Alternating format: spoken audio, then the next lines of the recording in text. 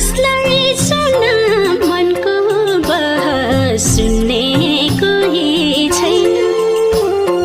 दुःख गर्न डराएर हार मानेकी होइन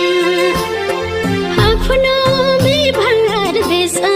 बस्दा सम्झे मन दुख्छ हिम्मत जुटाई बाँच्नेलाई बाँच्न दिए पुग्छ सेतो रौँ देखेन थाल्यो कपालमा केही हुँदैन नेपालमा केही हुँदैन नेपालमा केही हुँदैन नेपालमा केही हुँदैन नेपालमा